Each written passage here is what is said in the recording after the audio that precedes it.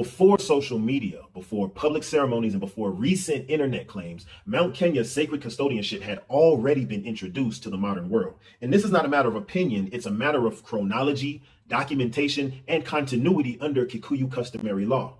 In 2009, the website yamumbi.com publicly declassified and documented the existence of the 12 Seers of Mount Kenya, known as Mount Kenya College of Seers, who are led by Mount Kenya's Chief Seer. It also revealed the ancestral rights and laws governing sacred oaths, offices, lineage, and custodianship. And at that time, the terms Chief Seer and College of Seers and the public discussion of Mount Kenya's esoteric knowledge were not part of popular culture or internet discourse. They entered the public domain through this particular work that I'm talking about. And the individual who carried that knowledge into the public awareness was Samuel Kamitha. Now, for decades, Mr. Kamitha has been recognized as a Chief Seer's messenger tasked with declassifying Mount Kenya's sacred traditions in a controlled, documented manner, not to sensationalize them, but to preserve them in the face of modern erasure, misrepresentation, and cultural distortion, as y'all know, is taking place far and wide.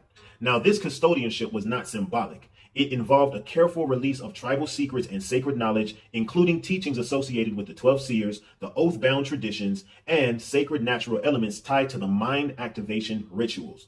Now, these teachings were authorized to be shared in a way that respected ancestral law while making historical continuity visible to researchers, scholars, and the African diaspora, and of course, truth seekers at large. Now, as a result of this work, Mount Kenya's sacred knowledge began attracting international attention.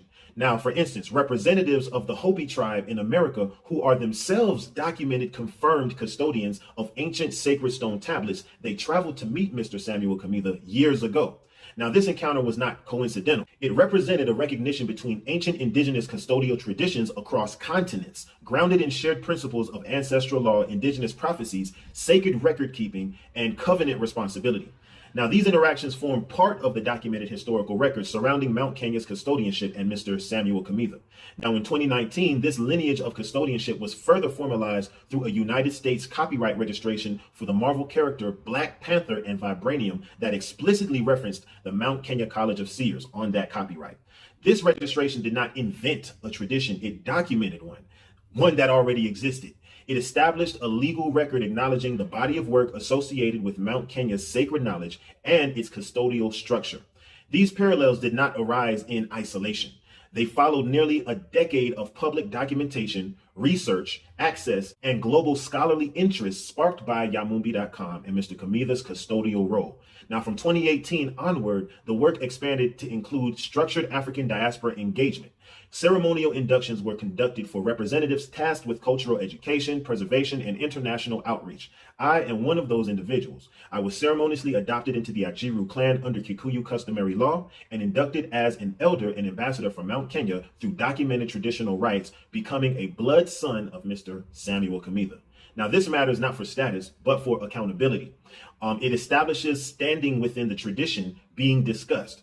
Now, alongside this expansion came the establishment of the Kikuyu and Mumbi Cultural Museum. This is not a conventional museum. It's an esoteric institution in the making to become a living archive of ancestral wisdom and sacred resources to assist the evolution of modern humanity.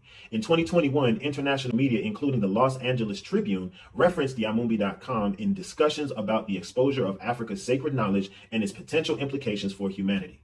While such coverage may not name every individual that we're speaking about, it validates the significance of the body of work that began years earlier and confirmed its global relevance. This is why clarity matters. Sacred custodianship is not established through popularity, viral moments, or public spectacle.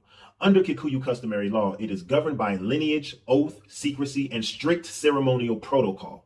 History does not reset just because internet discovers a new title. And this video is not a response to any individual, and it's not an argument. It's a historical record intended to preserve continuity, prevent distortion, and protect Mount Kenya's sacred traditions from ambiguity. The truth does not compete, it precedes because it always was, always is, and forever will be the truth. Let's give Mr. Samuel Kamitha his due recognition and flowers while he's still with us.